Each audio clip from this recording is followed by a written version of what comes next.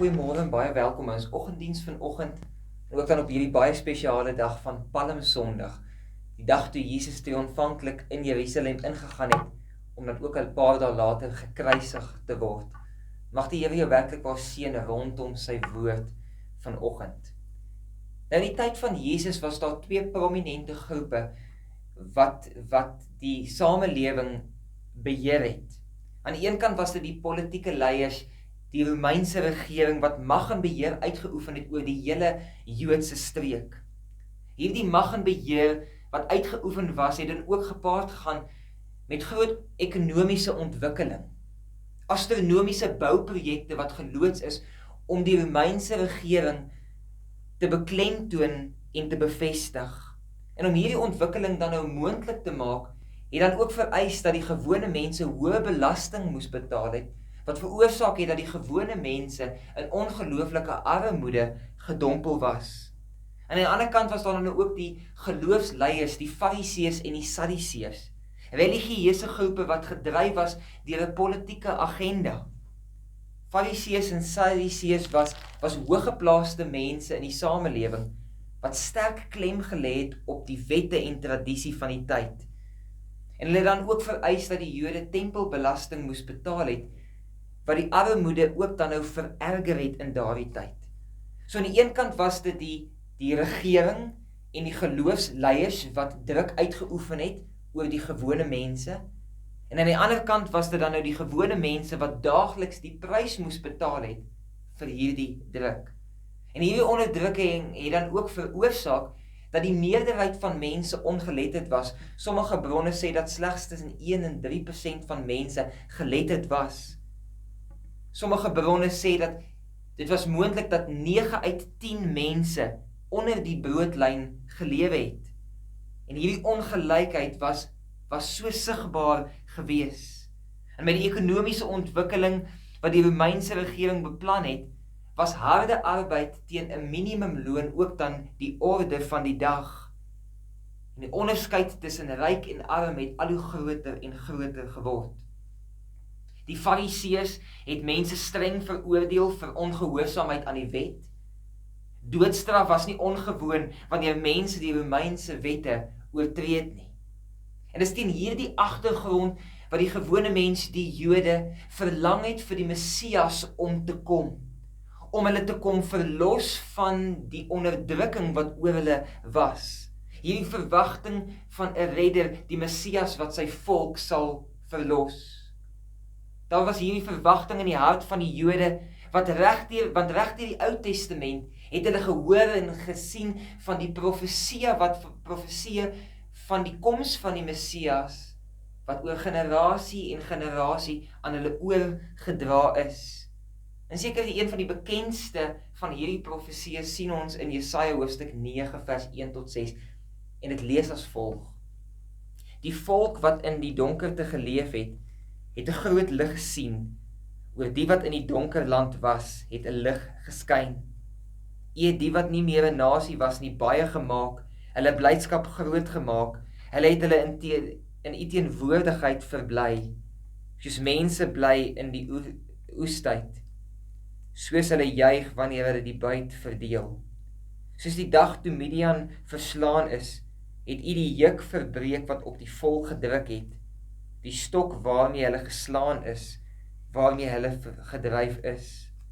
Elke soldateskoen wat in die oorlog gebruik is, en elke uniform wat met bloed bevlek is, sal verbrand word, deur die vuur verteer word. Vir ons is 'n seun gebore, aan ons is 'n seun gegee, en hy sal heers, en hy sal genoem word wonderbare raadsman, magtige God, ewige Vader, vredevors. Sy heerskappy sal uitbrei en hy sal vir altyd vrede en voorspoed bring. Hy sal op die troon van Dawid sit en oor sy koninkryk regeer. Hy sal die koninkryk vestig en in stand hou deur reg en geregtigheid van nou af en vir altyd. Daarvoor sal die onverdeelde trou van die Here die Almagtige sorg. Jy sien, daar was hierdie verlange op grond van hierdie profeseë in die harte van die Joodse volk, dat daar 'n Messias sou kom wat hulle sou verlos het van die van die mense wat hulle onderdruk het. Maar jy sien, daar was egter een probleem in die hart en in die gedagtes van die Jode met die verkeerdelike interpretasie van hierdie profeseë. Die Jode wou 'n Messias gehad het wat soos die Romeinse regering was, militant. Die Romeine moes 'n bietjie voel hoe dit voel om onderdruk te word. Hulle wou 'n Messias gehad het wat kwaad met kwaad vergeld het, 'n oog vir 'n oog, 'n tand vir 'n tand. Die ridder op die perd wat in oorlog en geweld sou kom om die vyand te oorwin. As ons na die lewe van Jesus kyk en sy koms na die aarde toe, dan sien ons 'n totale ander prentjie, want hy het gekom om vrede te bring. En dan lees ons dan nou van Palmsondag, hierdie toe Jesus ingekom het in Jerusalem, in Johannes hoofstuk 12 vers 12 tot 15, en dit sê die volgende.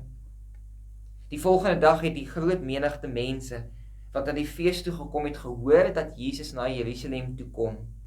Hulle het palmtakke gevat en hom tegemoet gegaan en uitgeroep: Prys hom, loof hom wat in die naam van die Here kom, en die koning van Israel. Jesus het toe op 'n jong donkie geklim, wat hy daar gekry het, soos daar geskrywe staan: Moenie bang wees nie, Sion, kyk, jou koning kom, en hy ry op 'n donkie. Nou net deur hierdie gedeelte te lees, en ons lees van die donkie, dan sien ons alreeds 'n ander prentjie van dit wat die Jode verwag het van hulle Messias wat sou kom. En dit is interessant om te sien dat hierdie gedeelte van Palmsondag kom in al 4 evangelies voor. Dit kom in Matteus, Markus, Lukas en Johannes voor. En dit sê vir ons iets dat hierdie gebeurtenis belangrik was vir elke skrywer van elke evangelie, en dat dit tot groot waarde vir hulle was, en so ook dan nou vir jou en my. En in hierdie gedeelte is daar 3 dinge waarby ek wil stil staan vanoggend, en ek wil met jou kom praat vanoggend oor die palmtakke, die hosannas en die donkie. Die palmtakke, die hosannas en die donkie. Ons het mekaar gesê dat die Jode Messias gesoek het en verwag het, wat militant was, en wat in oorlog en geweld sou kom om die vyand te oorwin, en op so 'n manier vrede vir sy mense sou bring. Maar hierdie gedeelte sê vir ons iets anders van hierdie Messias, die ware Messias, die enigste Messias, wat 2000 jaar terug gekom het. In vers 12 en 13 sien ons die volgende: Die groot menigte mense wat na die fees toe gekom het gehoor dat Jesus Jerusalem toe kom, en hulle het palmtakke gevat en hom tegemoet gegaan. Nou in die antieke tyd van die Midde-Ooste en die Mediterrane wêreld was palmtakke baie simbolies. En dit was simbolies aan oorwinning, aan triomf, aan vrede, en ook aan die ewige lewe. En dit is ook dan nou wat die Jode gesoek het. Hulle wou oorwinning oor hierdie onderdrukking gehad het. Hulle wou met triomfantlik wou hulle geregeer het. Hulle wou vrede vir hulle self gehad het, en hulle wou die ewige lewe gehad het, wat hulle God vir hulle sou bring. Nou, dit is interessant om te sien in Levitikus hoofstuk 23 vers 40, dan sien ons hier die konnotasie wat daar ook is, want dis in daardie tyd in die feeste wat tot eer van God gehou was, wat palmtakke en palmblare ook dan gevat is en geswaai is, simbolies aan oorwinning, triomf, vrede en ewige lewe. En dan kom die mense ook nou en hulle vat hierdie palmtakke vir hierdie Messias wat kom, want hy is die een wat oorwinning sal bring. Hy is die een wat triomfantlik gaan regeer. Hy gaan vrede bring en hy gaan die ewige lewe vir sy volk bring. Maar nie net het hulle met hulle dade hierdie palmtakke gevat en dit neergegooi nie, maar hulle het ook bevestig met hulle mond. En as ons verder in hierdie gedeelte lees, dan sien ons hulle sê: Prys hom, loof hom wat in die naam van die Here kom, en die koning van Israel. Dit is interessant om te sien dat die ander vertaling sê dat hierdie woord wat gebruik word is die woord Hosanna. Nou, ons sien baie keer in vandag se musiek, Christelike musiek, sing hulle baie keer Hosanna. En dit word gebruik as om die Here te loof en te prys. Maar eintlik beteken Hosanna, dis 'n verwysing na 'n hulpkreet. Hierdie idee van ons afhanklikheid van die Here.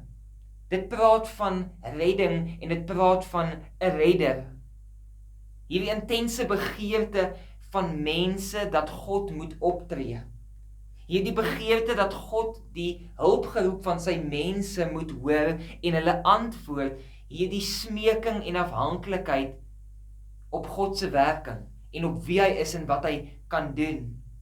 En wanneer die psalms dan in die Ou Testament by die feeste gesing was, dan kom hierdie selfde tema tot voorskyn. Byvoorbeeld in Psalm 118 vers 25 waar hulle gesing het, red tog Here, gee tog voorspoed, Here.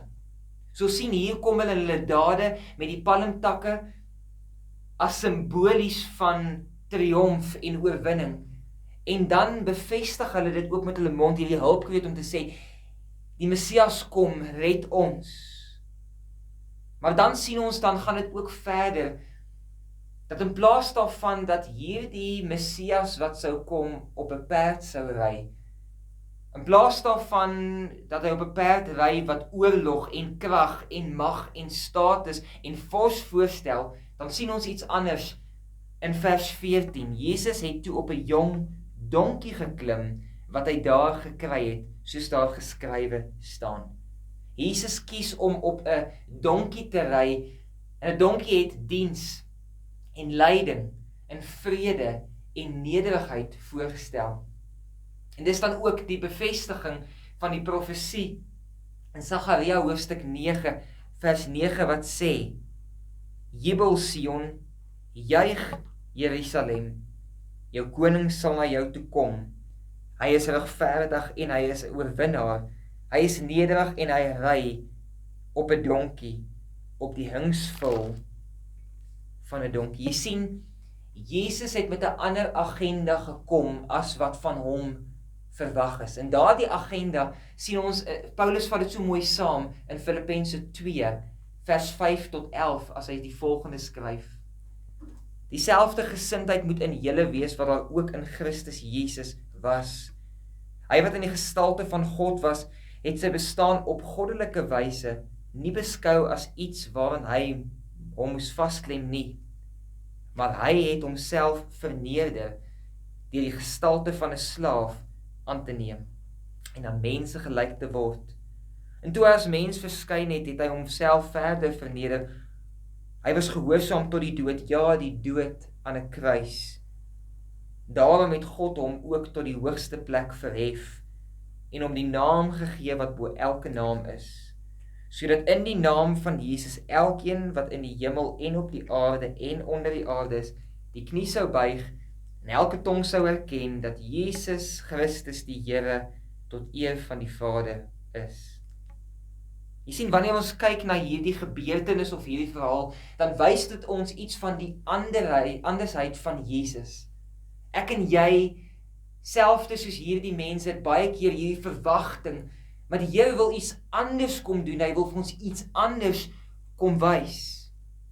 En ek wil vir jou 3 vrae kom vra, 3 belangrike vrae wat ek en jy vir onsself moet afvra, wanneer ons kyk na hierdie gebeurtenis van Palmsondag. En die eerste vraag is, wat ek vir jou wil vra is, met watter verwagting soek jy die Here se hulp? Jy sien, die Jode het met hierdie verwagting gehad, dat God hulle moes help, maar hulle agenda was iets anders gewees, hulle motief was anders gewees. Hulle het verwag dat hy moet kom en moet kom heers met geweld en met oorlog, om hulle te verlos van hierdie onderdrukking. Maar Jesus kom en hy het 'n ander agenda gehad, die redding van al die mense, die Jood, maar ook die nie-Jood. En so kan ek en jy ook op 'n plek kom waar ek en jy die Here se hulp soek met 'n verkeerde motief. Die vraag is, met watter verwagting soek jy die Here se hulp? Romeine 12 vers 1 tot 2 sê, dat ek en jy moenie aan hierdie wêreld gelyk word nie, maar ek en jy moet toelaat dat die Here ons denke verander, sodat ek en jy kan weet wat die perfekte wil van God is. En jou en my verwagting moet in lyn kom met dit wat die Here werklik wil doen. So met watter verwagting soek jy die Here se hulp? Met jou verwagting of met dit wat hy werklik wil doen? Die tweede vraag wat ek wil verwag, leef jy 'n lewe van Hosanna? 'n Lewe waar jy jou afhanklikheid van die Here daagliks erken en besef.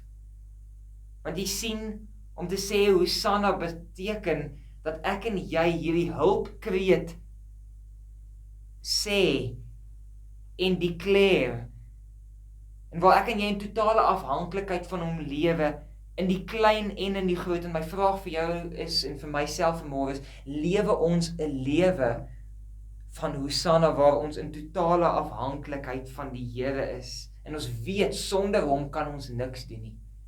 En dan die derde vraag is, openbaar jy dieselfde lewensgesindheid as Jesus? Jesus het gekom met 'n ander motief, 'n ander gesindheid, as wat die mense van hom verwag het, en miskien wat ek en jy ook van hom sou verwag het. In plaas daarvan dat hy gekom het om hierdie koning te wees wat gedien wil word, het hy gekom om 'n lewe van diensbaarheid te lewe. 'n Lewe van vrede, 'n lewe wat nederigheid bring.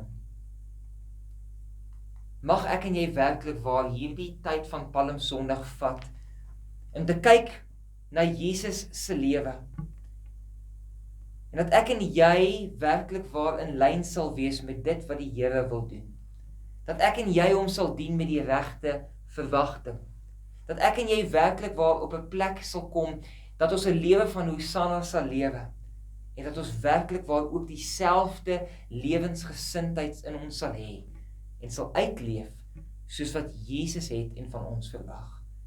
Mag hierdie tyd werklik waar ook 'n spesiale tyd wees, as ons uitkyk na Vrydag, Goeie Vrydag, waar hy gekruisig was, en dat hy ook Sondag sal opstaan, dat ek en jy ook kan sê, die graf is werklik leef, en hy lewe in my.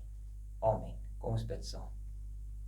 Jy wil sê vanmôre so dankie vir u, Here, dat u soveel eeue terug, Here, toe u aanvanklik in Jerusalem ingegaan het, Here, maar nie soos wat die mense wou gehad het, u moet ingaan nie. Maar Here, dat u ingegaan het met die gesindheid van, ek gaan my lewe aflê vir hierdie mense.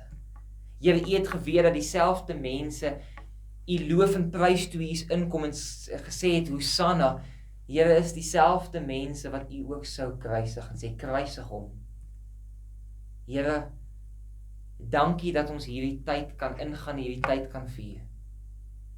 Here, mag ons werklik waar in lyn wees met wat u van ons verwag. Mag ons verwagting van u, Here, opreg wees. Here, mag ons 'n lewe van totale afhanklikheid, 'n lewe van Hosanna lewe en openbaar. En Here, mag ons ook dan dieselfde lewensgesindheid hê, Here, as wat u vir ons kom openbaar het en vir ons kom wys het. En Here, mag ons ook hierdie boodskap vir 'n verlore wêreld daar buite wys. En ons sê vir u so dankie, Here, ons gee vir u al die eer in Jesus naam. Amen.